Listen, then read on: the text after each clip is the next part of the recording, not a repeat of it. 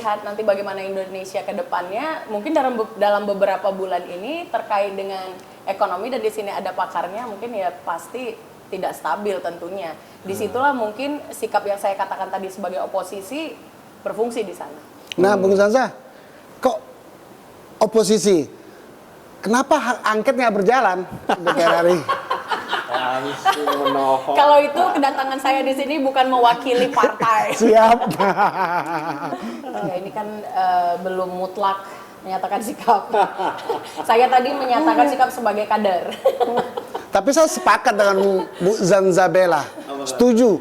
Kalau PDIP ini elegan ada di luar. Yes. Itu menunjukkan kewibawaan PDIP Perjuangan. Tapi kalau di dalam, rakyat melihat cawe-cawe lagi. Nah, ini menarik. Bang Faisal kan juga ngamati nih di situasi politik di Indonesia nih, Bang. Artinya ya bisa diprediksi 90% kursi parlemen akan mendukung pemerintahan Bapak Prabowo Gibran nanti. Menurut Abang gimana nih? Oposan nanti akan semakin militan gitu. Menurut Abang gimana? Melanggar hukum alam. Jadi maksudnya melanggar hukum alam ini mereka melakukan kerjasama yang sudah terbukti curang, tapi secara hukum positif tidak terbukti. Tapi ada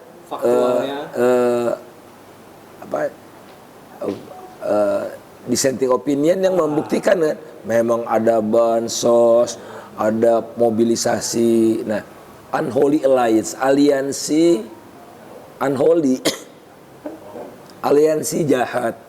Nah, kalau aliansi jahat ini tidak ada yang langgeng. Karena apa?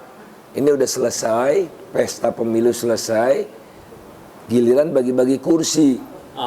Nah, disitulah karena semua mau diajak, maka pembagian tidak akan merata di antara unholy itu.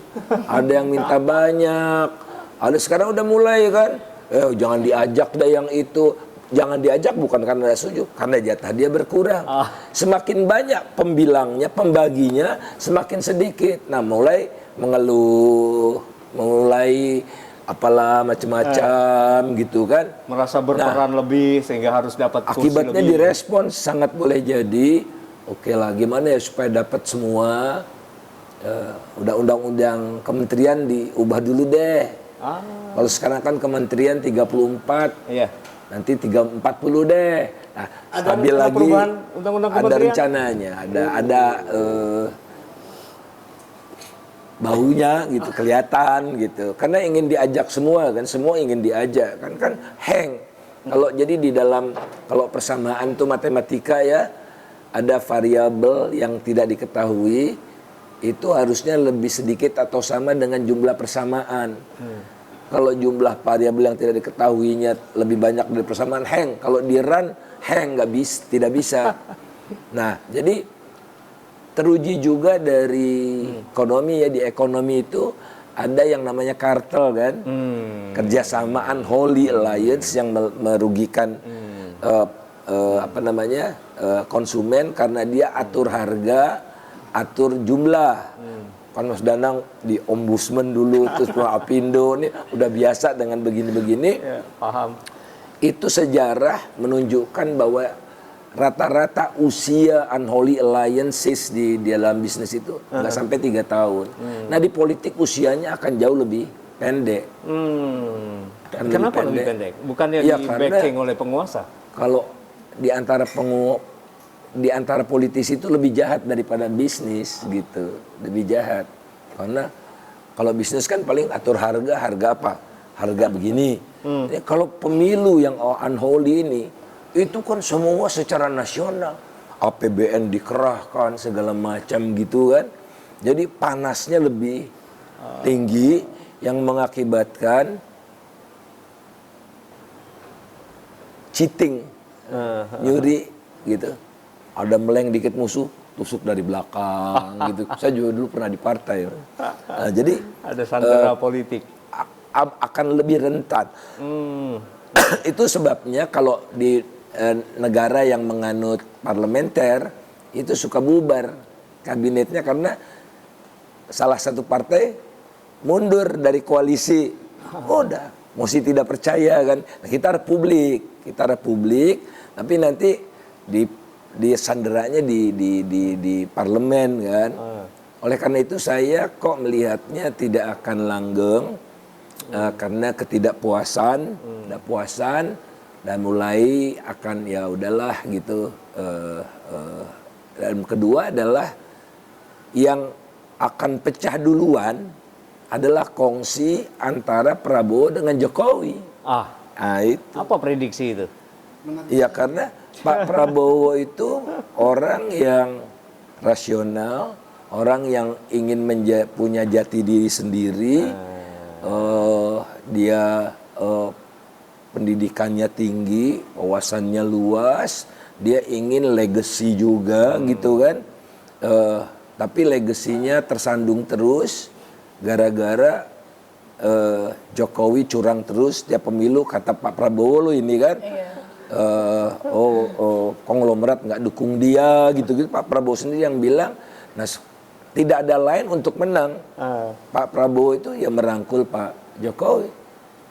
Karena yang salah satu yang dikeluhkan Pak Prabowo itu polisi yang memihak. Makanya dulu Pak Prabowo kan ngadu ke Mahkamah Konstitusi kan, karena kecurangan di era Pak Jokowi gitu. Oleh karena itu tidak ada jalan lain, merangkul. Nah, merangkulnya supaya erat, nggak bisa putus lagi, anaknya diajak masuk gitu.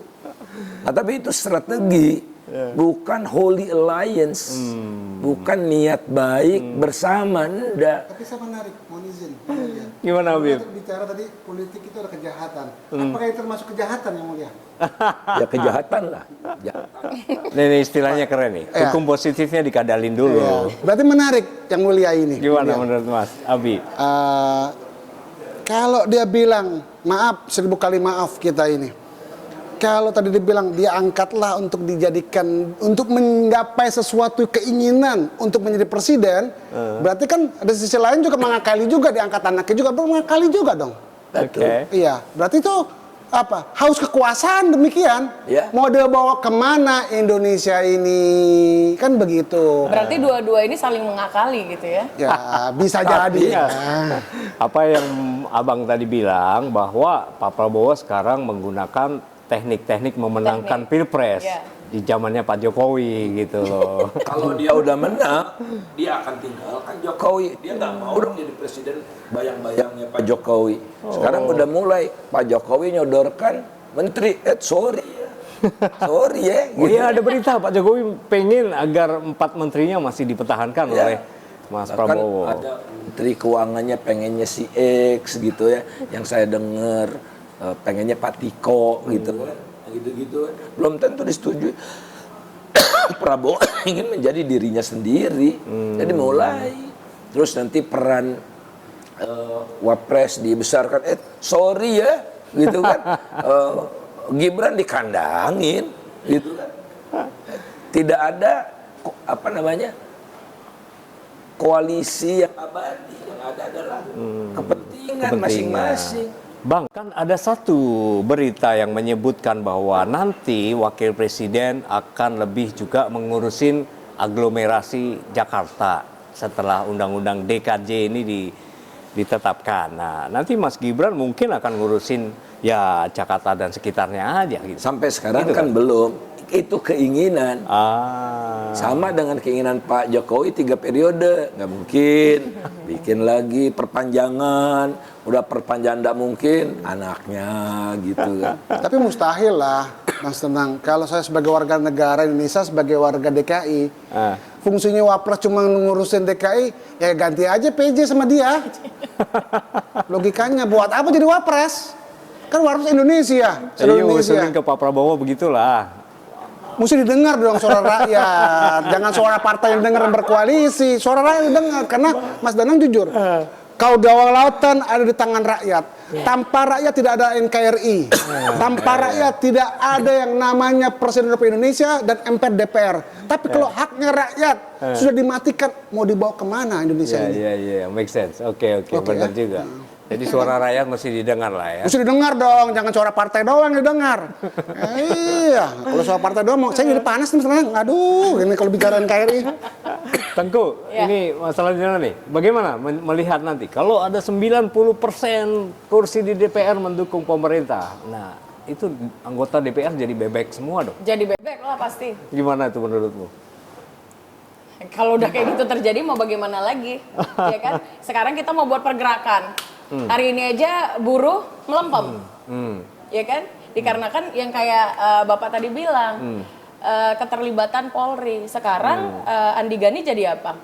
Jadi penasehat di bidang ketenaga kerjaan. Penasehat jadi staf ahli Pak Kapolri. Ya, Barusan kemarin di Hari Buruh ditetapkan ya. Jadi benar Bagaimana sudut pandangmu soal itu? mau gimana kita bilang ya? Kalau kayak gitu, itulah kenapa harus ada banyak orang yang menjadi oposisi untuk mengawal ini. Karena pasti jadi bebek. Pasti dia jadi bebek. Ya buruh aja udah begini. Ya kan, Apa teman-teman buruh yang lain pada nggak komplain tuh? Kalau Mas Andi Gani diambil menjadi staf ahlinya Pak Kapolri, artinya yang terjadi adalah suara kritis buruh jadi teredam dong. teredam, pasti. Nah, selama ini buruh kan selalu oposan dengan pemerintah. Terkesan begitu kan? Iya. Melawan Omnibus Law, melawan proses-proses Permenaker yang membatasi pendapatan buruh, segala macam itu kan. Nah, sekarang kalau Mas Andi Gani di kubu pemerintah, di kubu Polri gimana dong? Ya memang mereka kan sudah menyatakan sikap bahwasannya mendukung Prabowo Gibran. Selesai ceritanya. Oh iya. Tapi menarik, Tidak hanya Nana. menjadi penasehat, Menarik, tapi mereka saya bilang. menyatakan sikap. Tadi beliau Iya, bilang iya, menarik sebelumnya sekali, ya. menarik sekali dia bilang sebagai ketua buruh. Saya mau tanya, pernah jadi buruh belum dia? Ya. Pertanyaan kan Komisaris itu. beliau itu. Hah? Komisaris Pernah jadi di buruh salah satu belum? BUMN. Iya, pernah jadi belum. Kalau ID kan Ikatan Dokter Indonesia pasti dokter dulu. Iya dong. Kalau belum pernah ngerasain buruh, akhirnya buruh yang dimanfaatkan ke depannya. Itu yang terjadi. Ya Allah. Gimana betul Bang Faisal? Ini kan salah satu teknik yang dipakai Pak Jokowi untuk merangkul lawan, ya kan? Nah, sekarang dipakai lagi di era yang sekarang. Oke, ada dua senario kan. Pak Prabowo akan keluar dari bayang-bayang Jokowi. Dia punya desain baru, dia ingin mewariskan Indonesia yang lebih baik, demokratis macam-macam ya. Bisa kan, walaupun mungkin kemungkinannya kecil, tapi ada. Jangan kita tutup kemungkinan itu. Ada. Pak Prabowo mengatakan juga akan meneruskan cara-cara Pak Jokowi. Nah, itu membawa kita mendekat ke jurang. Dan menurut saya akan pecah kongsi di tengah jalan, misalnya gitu. Pak Jokowi ingin IKN dikebut. Ya. Dananya butuh ratusan triliun. Pak Prabowo ingin menjadikan Indonesia macan Asia, nggak punya senjata, maka belanja pertahanan Belanja akan militer. dua kali lipatkan. Karena kalau senjata kita ece-ece, nggak ada wibawa, diserang kita, pulau kita diambil oleh Malaysia, karena kapal perang kita nggak bisa nembak, nggak ada pelurunya, gitu. Kapal selamnya nggak ada pelurunya, ya apa gunanya gitu kan? Jadi untuk memperbarui persenjataan ini juga yang karena Pak Prabowo senjata Menhan kan, tentara gitu. Menurut saya lebih penting buat Prabowo itu daripada IKN. Pak Jokowinya kecewa gitu-gitu kan. Nah, mulai. Jadi kan harus, kalau saya menyimpulkan sumber masalah yang membuat Indonesia ini kacau balau ini kan Jokowi. Jadi kita Jokowi. Jadi masyarakat secara umum itu tidak mempersalahkan Pak Prabowo-nya kan. Iya. Masalahkan ini semua Pak Jokowi. Oleh karena itulah sedang disiapkan oleh masyarakat sipil yang namanya mahkamah untuk mengadili Jokowi. Mahkamah rakyat ya, mengadili Jokowi. Ya, yang demi kepentingan strategis ya oke lah didukung. Tapi kalau udah belum jadi presiden Prabowo kan, udah jadi presiden, game total akan berubah gitu. Jadi tidak langgeng. Nah, sementara ekonomi memburuk terus. Ya, pertumbuhan turun. Pertumbuhan turun. Harga-harga udah pertanyaannya kenapa harga naik? Karena kita itu ngimpor beras impor, gula impor, kedelai impor, tahu tempe impor, garam impor, ini semua kebutuhan pokok. Nah, rupiahnya 15.000 jadi 16.200. Otomatis naikkan dikali aja dari 15.000 jadi ya harga-harga naikkan. Kita sehari ngimpor BBM dan minyak 1 juta barrel. Dengan kurs saat ini. Dengan kurs dulu dan sekarang udah berubah, ditambah harga minyak yang naik, asumsi APBN $82 per barrel, sekarang Brent itu 87, tambah 5 lagi. Oke, pemerintah Jokowi bisa menstabilkan semua ini, nggak naik walaupun kurs merusak, tidak naik, kan subsidi. Subsidi, uangnya udah nggak ada. Nah akhirnya mulailah dinaikkan listrik, LPG 3 kilo dinaikkan, Pertalite dinaikkan. Pertalite sekarang belum dinaikkan. Kenapa nggak dinaikkan? Pemerintah nggak punya duit juga, Pertamina yang nanggung. Tapi ini masyarakat nggak belum ada yang ngeh gitu ya, pada naik gitu ya Pak ya? Ngeh, udah mulai ngeh. Kemarin misalnya gula, ya gula itu kita ngimpornya 6,5 juta ton. Rafinasi mas, 6,5 juta ton. Kali aja harga gula berapa? Sekarang harga gula ingat nggak dulu ada eceran tertinggi 12.500. Cari aja keliling Indonesia, mana ada 17.000 sekarang gula, gitu kan? Nah gula itu nggak ngeluh lah. Pokoknya orang miskin itu kan hidupnya pahit. Jadi manisnya dunia ini dia cuma bisa rasakan kalau minum gula. Makanya konsumsi orang miskin untuk gula itu rada tinggi kan. Datang ke kampung-kampung gitu kan. Nah, inflasi naik, harga naik, kelas menengah makin tertekan, udah tertekan selama ini. Nah, sekarang kelas menengah udah mulai mantap hidupnya, makan tabungan. Tercermin dari mana? Dari simpanan yang turun. Dari kelas yang simpanannya 100 juta ke bawah, itu dulu 20%, sekarang tinggal 12%. Tapi yang kaya simpanannya naik. Satu itu. Kedua, penjualan mobil drop 24% Januari Maret ini. Jadi kan ya kalau makanan kan oke, pinjem dulu, ngutang dulu. Kalau mobil tadinya mau beli ya tunggu dulu kan. Jadi banyak sekali indikator yang menunjukkan penurunan daya beli. Nah, kelas menengah kalau udah mulai kepentingan terganggu kan paling cerewet. Orang miskin kan nggak cerewet. Tapi kelas menengah ini cerewet. BBM naik, ngeluh kelas menengah kan. Nah, kalau kelas menengahnya makin cerewet, itu oposisi lebih dahsyat daripada kekuatan. Jadi oposisinya negara nggak bisa. Oposisi rakyat, kelas menengah yang cerewet, paling ditakuti sama rezim. Artinya benar nggak aman ya? Tidak aman artinya. Tidak baik-baik saja. Karena bagaimanapun kehidupan politik akan mempengaruhi kehidupan ekonomi nanti. Tapi abang, satu lagi bang, mengapa ini menjadi kekeliruan atau kesalahan Pak Jokowi dalam 2 periode pemerintahan beliau? Karena masalah hutang kah, atau masalah kontrol terhadap kurs dolar, atau masalah penciptaan lapangan kerja? Pertama itu kalau yang rupiah ini ya, coba bayangkan kalau sekarang gonjang-ganjing dunia kan, gonjang-ganjing dunia, ada yang diuntungkan, ada yang dirugikan. Yang dirugikan siapa? Rakyat. Karena harga gandum naik, harga mie instan naik, harga beras naik, harga gula naik, segala macam. Tapi ada segelintir orang yang menikmati kacau balaunya dunia ini.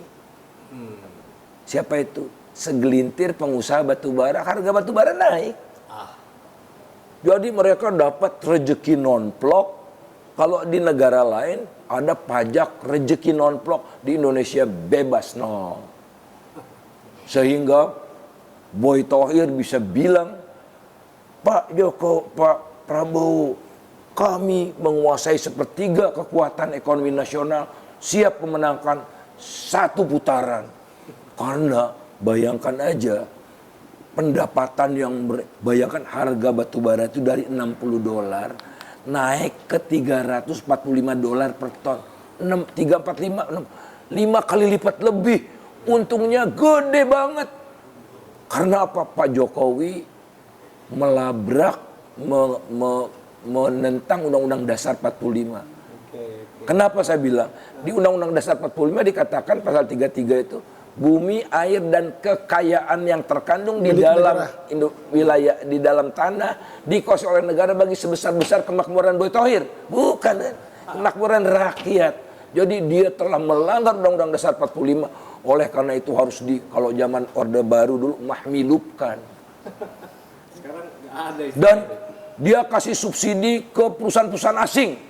Rakyat, bansos itu kecil dibandingkan subsidi yang dinikmati oleh perusahaan-perusahaan asing di smelter nikel.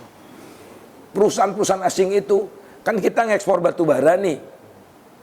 Indonesia ya, bukan kita. Indonesia ngekspor batu bara harganya $345 per ton. Harusnya kan masuk ke rakyat. Pengusaha-pengusaha smelter nikel, kan dia pakai batu bara juga untuk pembangkit listriknya. Berapa mas? Dia beli batu bara dari Indonesia. $70 disubsidi oleh negara, $200 lebih per ton. Itu harus dimahmilupkan, bukan mahmilup ya, mahlub. Maka luar biasa untuk menyeret Pak Jokowi sebagai telah melanggar Undang-Undang Dasar 45. Dan kalau kita biarkan sampai Oktober, kita tidak tahu lagi kerusakan apa lagi yang bakal dia lakukan. Jadi batu bara, barang Tuhan bagi rata. Harusnya. Tapi menarik. Ini sampai yang artinya, bahwa masalah-masalah kemiskinan yang ada di Indonesia karena pemerintah mungkin lebih berpihak pada kaum oligark, sehingga mereka bisa bertumbuh dengan sangat cepat karena dibela oleh negara. Tapi masyarakat miskin ya tetap miskin loh. Nah harusnya kan, maaf nih ya, Ini harus Pak, harusnya gini kan, tugas negara tuh hadir untuk apa sih?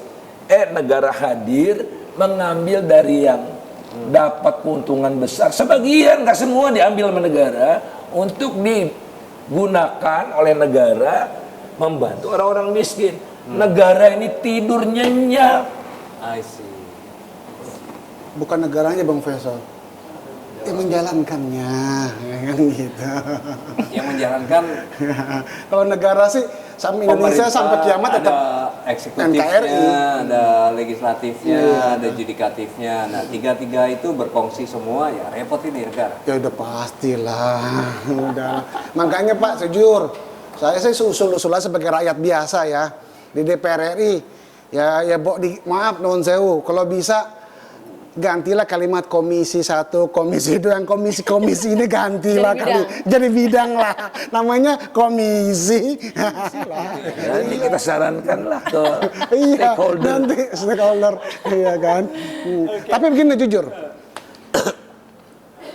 kalau kita sebagai rakyat melihat fenomena ini, ekonomi mulai terpuruk, terus ekonomi susah, mau makan sudah dan sebagainya, maaf 1000 kali maaf, ya kita aja mau beli kitab suci aja kadang udah naik kok. Jujur. Dampak dari rupiah yang ada. Iya, dari tinta, dari kertas, dari apa. Wah. Beneran harga kitab suci naik. Nah, cek aja sendiri. Coba. Jujur, tapi tidak lepas daripada reformasi yang kebablasan. Andai kata aktivis 98 kemarin tidak bergabung ke partai-partai dia oposisi, elegan, top, Marco top. Tapi kalau mereka bergabung ke partai, ya udah kayak orang main drum, tahu main drum?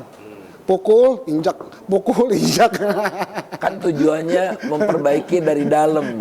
Gak bakal bisa Om, kita bukan Tuhan Om. Allah, kalau di meja ada makanan, lain Om.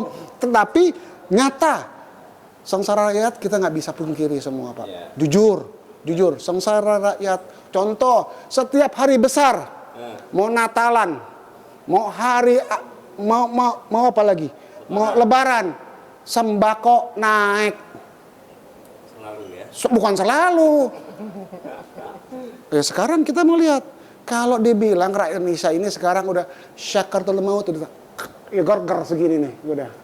Ya kan? Tadi Bang Faisal bilang, listrik mau naik, BBM mau naik. Akhirnya kita suruh pakai apaan?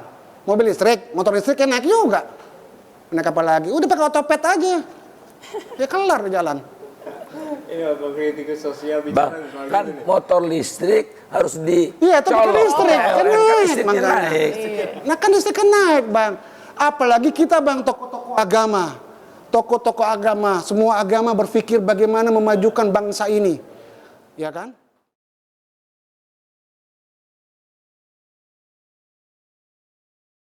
Segmen 2 ini kita akan ngobrol dengan para narasumber untuk berbicara bagaimana Indonesia masa depan dengan model politik yang saat ini sudah terjadi dengan segala yang dugaan kecurangan, dugaan intimidasi, dugaan penggunaan bansos dan semuanya sudah menjadi nasi sudah jadi bubur, bahwa semua sudah harus kita terima. Tapi kita perlu melihat juga dan semakin kritis ke depan.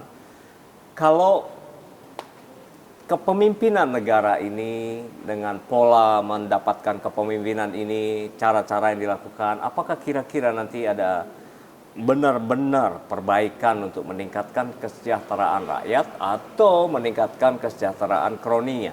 Nah, ini yang penting untuk kita bahas saat ini. Karena pertumbuhan ekonomi Indonesia sampai tahun ini juga tidak membaik. Kita hanya di angka paling tinggi 4,7-4,8%. Zaman Pak Jokowi kampanye dulu beliau janjikan 7%, tidak pernah tercapai. Ya terakhir ada masalah COVID lah, semua orang maklum. Tapi apapun alasannya tidak pernah tercapai dalam 10 periode. Dan sekarang janji politiknya adalah 9%. Kira-kira situasi politik ini, capaian saat ini akan mampu membangkitkan ekonomi Indonesia atau tidak? Karena itu saya perlu tanya kepada prediksinya Abang Faisal Basri. Gimana Bang kira-kira Bang? Hampir mustahil ya. Kalau 9 ya zaman Pak Harto pernah sekali aja gitu ya. Hampir mustahil. 8 juga susah. 8 susah. 7 juga susah. 6 paling maksimum, paling tinggi 5 tahun ke depan ya. Kenapa? Kan sama Mas Danang, kita mau membangun gedung kalau 9 lantai kan fondasinya harus lebih kuat. Nah ini fondasinya rapuh. Analogi yang bagus. Fondasinya rapuh sehingga kita cuma bisa 2 lantai aja. Ya 2 lantai itu yang 4%-an. Goldman Sachs keluar Indonesia sampai 2029 itu tumbuhnya di bawah 4 bahkan. Oke, itu terlalu ekstrim barangkali. Kita bisa dalam gapaian kita kalau dilakukan transformasi. Jadi transformasinya apa? Dari ekstraktif jadi inklusif ekonominya. Kalau sekarang kan ekonominya nggak pakai otak, kurang pakai otak, otot aja. Jadi gali. Langsung kita harus berusaha memperbaiki duduk ini. Kekayaan alam nih, batu bara keruk, langsung ke kapal kan, ke kapal langsung, ke tongkang, sawit, petik, jual, hutan, tebang, jual. Jadi nggak perlu otak. Smelter Bang, kan dikejar untuk sampai ke smelter. Nikel kan dikejar sampai smelter. Nikel itu lebih gila lagi. Jadi yang betul itu yang dilakukan oleh China hampir semua adalah ngolah nikel, sebagian besar ferronikel. Ferronikelnya hampir 100% diekspor ke Cina, menghasilkan sendok. Nah, kita impor dari China gitu. Nah jadi omong kosong. Dari ujung dari nikel sampai mobil listrik. Vietnam tidak punya nikel, punya pabrik mobil listrik. Nah jadi itu satu. Kedua, kita harus kembali ke jati diri kita sebagai negara maritim. Ya, jadi kita ngimpor daging untuk pemenuhan protein. Ikan proteinnya lebih tinggi, lebih sehat. Nah, kok kita nggak mau manfaatkan kaya laut kita ikan sebagai sumber protein agar orang stuntingnya makin kecil gitu. Kemudian ketiga, menggerakkan industri bukan hilirisasi. industrialisasi. Ya.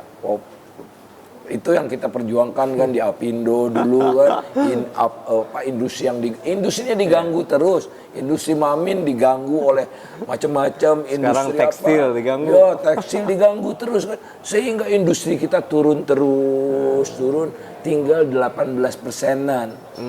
Mana bisa kita? Akibatnya yang berkembang adalah pekerjaan-pekerjaan yang relatif tidak berkualitas, yang membutuhkan pekerja yang tidak berkualitas juga, upahnya jadi rendah, gitu-gitulah, tidak produktif. Jadi harus transformasi total. Ya, mereformasi kebijakan ekonomi ya. Kalau kita dengar di kampanye kemarin kan, akan dilanjutkan hilirisasi yang sesat itu.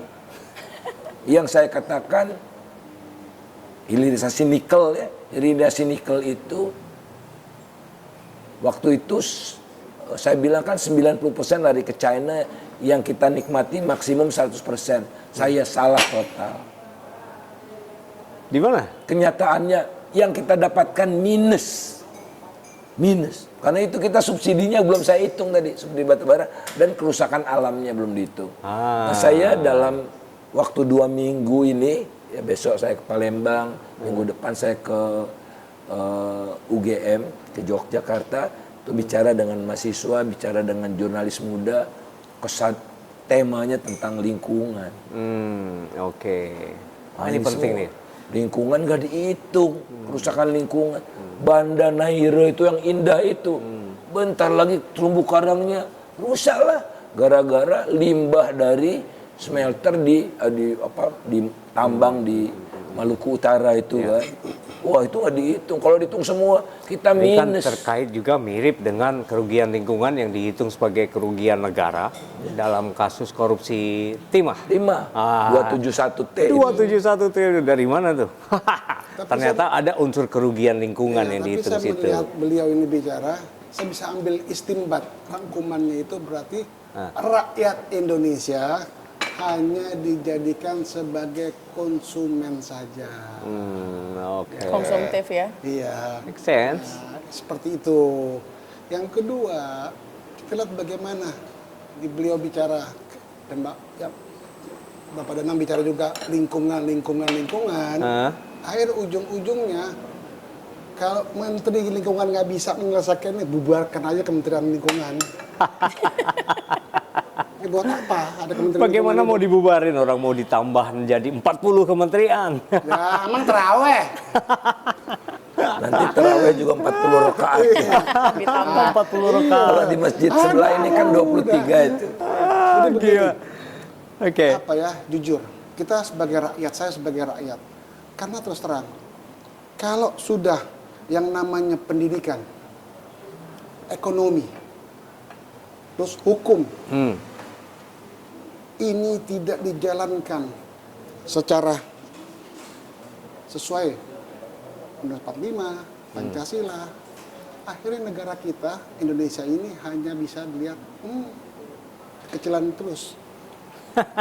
Kekecilan terus negara kita. Ya, benar, pendidikan kita layak tidak? nggak layak. Tanya, mau lihat, Nggak kita layak. lihat pendidikan kita. Ya kan? Kesehatan kita bagaimana, rakyat kita? Ekonomi kita bagaimana? Sekarang contoh, Pak Faisal mohon izin, warga negara Indonesia khususnya DKI, kalau cukup nggak kira-kira UMR diberlakukan, tapi masih ada pengusaha yang menggaji di bawah UMR, pantas tidak? Banyak. Tidak Contoh pantas. pembantu rumah tangga kita lah, logikanya. Mesti kan standar UMR, ternyata pembantu rumah tangga kita tidak UMR dong. Udah jaga anak, suruh masak, suruh ini apa? Apakah kita nggak zolim? Nggak ada kejam kerjanya kan? Iya nggak ada, itu zolimnya orang kita, pembantu rumah tangga. Ini Dia kan nanti mana harus- apalagi urusan negara. Ya kita Logikanya. pikirin, emang ada pembedaan di dalam undang-undang itu, pekerja formal dan Iya, informal. betul. Nah, Cuma undang-undang kan kita lihat sisi ketenagakerjaan kemanusiaan. tuh Ya kan? berbicara UMR itu terkait yang pekerja formal. Iya. Masalahnya di situ Bang, ini salah satu proses yang harus direformasi lah nanti. Tapi sebelum ke sana deh, saya pengen dengar dari Cengayu Sansa. Iya. Apa kira-kira yang jenengan dipikirkan dalam situasi seperti ini? Apa yang harus dibenahi di tingkat partai? Karena partailah kemudian yang menjadi motor dari beberapa kebaikan dan kebanyakan keburukan itu. Kalau dari tingkat partai, saya rasa hari gini berbicara seperti itu sulit karena partai-partai yang Khusus hari ini? Iya, khusus hari ini ya. Jadi benar yang dibilang pendidikan sudah gagal, SDM ya begitu. Saya setuju dengan sempat discuss tadi dengan abang-abang kita itu, dia bilang jangan kasih hak pilih lagi deh yang nggak tamat SMP gitu. Saya rasa iya, begitu. Bu Zanza yang ada SDM. Selamat diri masing-masing. Pada akhirnya seperti itu. SDM, selamat diri masing-masing. Iya, Selamatkan. Selamatkan diri masing-masing. Betul. Sanza, apa yang kamu pikir tadi? Kenapa ide kawan tadi bicara bahwa nanti pemilu mesti hanya boleh dicoblos, para pemilih hanya boleh yang berpendidikan gitu. Iya, karena yang tidak Yang berpendidikan. SMP ke bawah menurut jenengan nggak perlu. Iya, Oh, tidak kawan perlu. tadi yang bicara ya. Iya, karena tidak berpikir begitu. Ya. Sampai hari ini kalau bicara keadilan juga emang hari gini kita punya keadilan. Sekelas MK saja mempermainkan hukum positif dan tidak. Jadi menurut saya Yang paling adil Tuhan Yang Maha Esa udah. Suara yang murni, suara Tuhan. jadi benar udah. sih kalau saya rakyat harus digerakkan untuk melawan kezoliman ini begitu. Gitu ya. Ya. Tapi memang kita punya komposisi penduduk kita 67% sekian itu dari sektor ketenaga kerjaan aja memang SMP, SMA ke bawah gitu. Iya. Apakah mereka juga akan kita hilangkan hak pilihnya? Banyak itu. Ini juga sudah dicomot kan tadi. Juga Karena sudah mereka diambil. Iya. hanya coblos yang hura-hura aja ya. Iya. Yang ada muatan edukatif, filosofis itu nggak usah. Saya lihat Betul. begini kalau saya mau transparan bicaranya agak sedikit frontal sebetulnya. Maksudnya begini, maaf 1000 kali maaf. Misalkan begini, gak mau jadi caleg. Ini kalau semuanya yang begini-begini, yang nggak jelas-jelas, bangkrut juga gue ini urusannya kan begitu. Mendingan kita pilih aja yang menengah ke atas aja dah. Bisa aja orang berpikir seperti itu kan. Ini Bisa ide- aja ide kan. yang Boleh saja. terobosan juga ini. Ya, kan jujur, kita pun di sini bukan rahasia. Ini kita bicara, kita dijamin undang-undang 45, pasal 28, kemerdekaan berserikat berkumpul. Kalau kita bersuara rakyat terus tiba-tiba ditekan, tiba-tiba diintimidasi, buat apa undang 45? Hapus aja. Logika seperti itu kan, Bang? Logikanya. Tapi saya heran. Ya, sebagai rakyat heran. Ini giliran begini-begini rame. Kemarin yang 10 tahun kok diem adem ayam aja. Logika kan seperti itu, Bang. Ini seorang bodoh loh, Bang. Saya bukan orang yang ngerti politik, tapi kita mata. Ya kan? Karena nggak kebagian kue. Ada teriak-teriak semuanya atau bagaimana. Tapi kalau mau betul-betul buat rakyat betul. Perjuangan buat rakyat betul. Dengarkan suara rakyat yang di bawah seperti apa. Ya kan?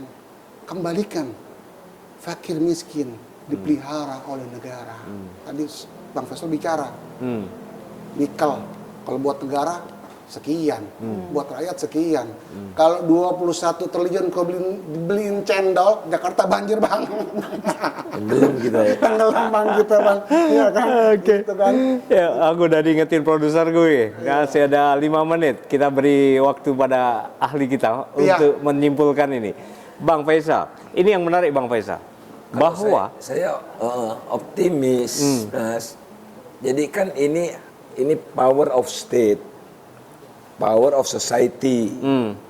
Itu harus dijaga keseimbangannya.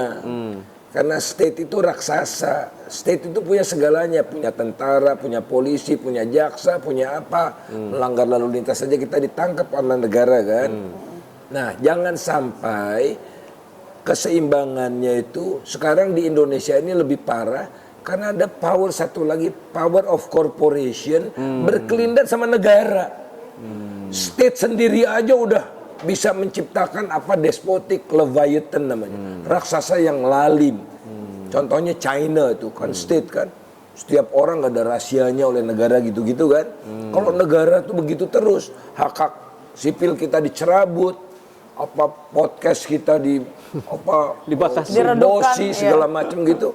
Ini bahaya. Oleh karena itulah kita harus sadar dari sekarang memperkuat power of society. Power of society itu bagaimana? Oke, masyarakat kita masih pendidikannya rendah. Kita harus mendorong adanya civic education. Politik warga. Mbak Sere tadi ada mana? Nah, Mbak Sere itu jagonya politik warga. Jadi warga itu sadar ya bahwa dulu kan ada kita anti politisi busuk, Mbak. Jangan-jangan pilih mereka, jangan-jangan pilih mereka, ambil saja uang mereka tapi jangan pilih mereka. Kalau rakyatnya udah sadar bahwa dia dikasih uang berapapun dia tidak takut pilih siapapun. Kalah politik uang kan. Kalau rakyatnya jalan. Nah ini civic education yang harus kita lakukan segera menyongsong 2029. Jadi ada konsolidasi. Sedang dilakukan oleh kawan-kawan. Kemudian konsolidasi dari petani, buruh, perempuan, dan aktivis lingkungan. Tiga ini jangan lupa. Ujung tombaknya ibu-ibu. Di mana-mana gitu kan. Takut. Coba nih. Kalau harga ibu-ibu udah teriak, harga minyak goreng naik, pasti pemerintah takut. Psikologi politiknya tuh kalau ibu-ibu udah bicara, nah ibu-ibu lah yang paling menderita akibat keadaan ekonomi yang makin parah. Dia beli makanan buat keluarganya makin sedikit dengan uang yang sama gitu-gitu. Nah ini dia. Jadi 4 pilar ini, shift tambah kalau mahasiswa, tambah guru besar segala macam. Ini kan udah mulai bergerak semua. Konsolidasi ini siapa yang memandani kita belum punya. Nah, tapi harus ada nanti secara alamiah akan muncul pemimpin yang harapan saya itu umur 40-an, jangan yang di atas 60 lagi gitu. Yang 40-an kita banyak, potensi kita banyak. Bang Faisal, ini kan setiap pejabat disumpah kayak kitab masing-masing. Ya, lihat dulu tuh dalam ada Al-Quran apa kotak doang, kan kita nggak tahu. Satu. Yang kedua, saya terus terang saya bilang lebih bagus gini. Saya berkhianat sama apabila saya bla bla bla bla berkhianat sama negara, maka 7 turunan kami akan selamat. Itu lebih bagus kita tambahin Bang Faisal. Logikanya. Dan ada satu lagi kesalahannya. Sumpah diambil ketika pejabat baru dilantik. Bukan ketika pejabat selesai menjabat itu. Wah, ketika selesai menjabat itu banyak PR-nya. Tapi saya mau nanya sama Bu Zanza nih. Indonesia ini Bu Zanza, seorang wanita itu kadang-kadang kan dianggap power mak-mak ini kan kadang tadi Bang Faisal bilang, wah bisa menggerakkan. Tapi kan seperti Bu Zanza ini seorang yang kritis, seorang wanita, ya kan? Tapi di parlemen nggak nyampe 30% Bu Zanza. Apa yang bisa saya akan perbuat ke depannya? Ya kan? Terus kedua Bu Zanza lagi. Bu Zanza kan asli Medan kan? Iya. Ya. Naik kau sebagai wali kota Medan. Pilkada. Oh iya dong. Saingannya penguasa. Oh nggak ada urusan. Yang penting kan rakyat yang menilai. Rakyat yang menentukan. Rakyat yang memilih. Kedaulatan tangan rakyat. Tinggal Bu Zanza berbaik-baik aja. Oh masalah maaf Beb. Kalau di Medan kan nilai religi tinggi, Beb. Sementara kan saya bukan dari Islam. Emang ada syaratnya. Coba jawab dong. Walaupun saya tengku ya. Iya, yang harusnya kalau di Medan itu dulu semua yang bergelar tengku atau turunan kesultanan itu yang didahulukan begitu kan. Sepakatlah, putra daerah lebih didahulukan. Satu modal saya tengku. Nah, untuk yang tadi bicara apa yang akan dilakukan di parlemen, kebetulan saya tidak dapat kursinya. Lalu saya akan bertarung bersama rakyat walaupun saya tidak berada di sana gitu. Ya, saya berharap Bu Zanza bisa merubah. Ada Cut Nyadin ke depannya. Terus ada Dewi Sartika ke depannya.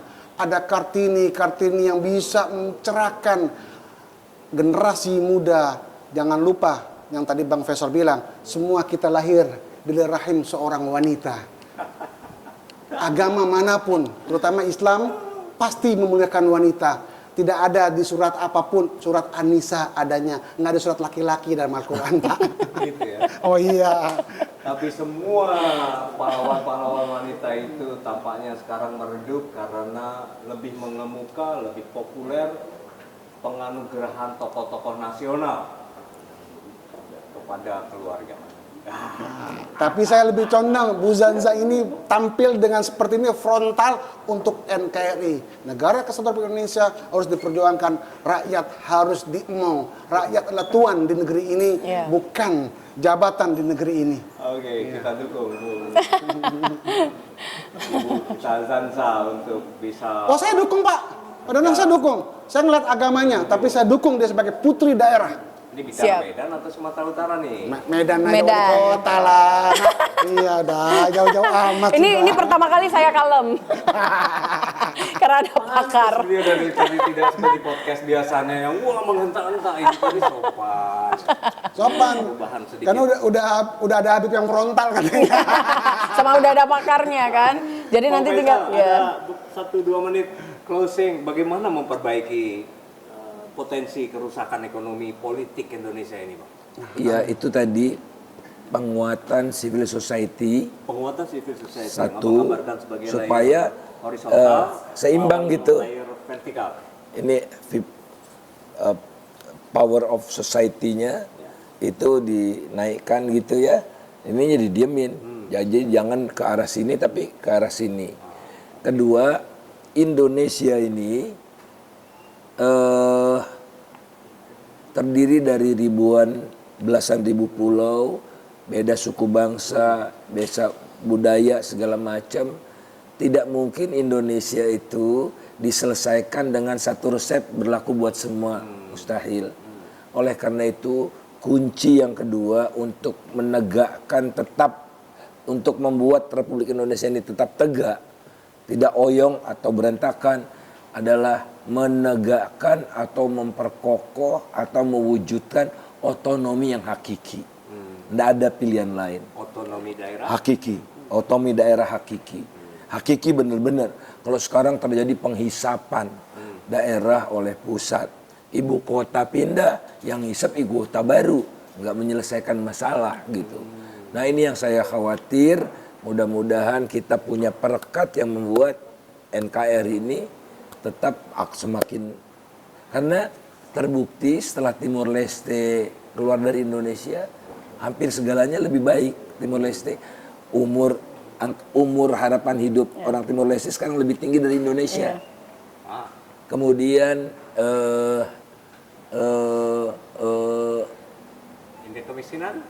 indeks kemiskinannya membaik dahsyat. Freedom Index membaik, demokrasi Index kan sudah di atas Indonesia semua. berarti permasalahannya. Jadi kalau begini Bu Zanza, Timor Leste keluar dari Indonesia. Tapi kalau saya akhirnya berpikir negatif. Jangan-jangan Bang Faisal menyuruhkan Indonesia Timur merdeka aja deh semua. Saya mengusulkan bagaimana itu tidak terjadi. Oleh karena itu perekat baru harus dihadirkan. Apa itu dugaan saya? Keadilan. Jadi seluruh warga di dalam rumah Indonesia itu merasa bahagia, nyaman karena keadilan itu tegak itu. Oke, thank you Bang Faisal. Thank you. Siap, Mas. Kita dukung Anda menuju ke Sumatera Utara. Dan satu dan kami tahu lawannya Kang Mas Bobi. Nah, ini Mas Bobi kan mau naik ke jenjang berikutnya. Oke, Habib, terima kasih dan teman-teman semua. Kita punya diskusi yang sangat menarik. Bagaimana politik ini akan mempengaruhi kehidupan ekonomi bangsa kita. Tidak hanya berbicara tentang ekonomi bagi para korporasi, tapi juga ekonomi di tingkat masyarakat. Ingat, pertumbuhan ekonomi negara tidak selalu meningkatkan kesejahteraan masyarakatnya, karena pertumbuhan ekonomi di kalangan elit tidak selalu trickle down effect. Itu sudah ilmu kuno. Harus ada kebijakan reformatif sebagaimana saran Pak Faisal Basri tadi untuk memperbaiki kehidupan kita menuju Indonesia yang lebih baik dan sejahtera. Kita ketemu lagi di kesempatan berikutnya. Terima kasih teman-teman.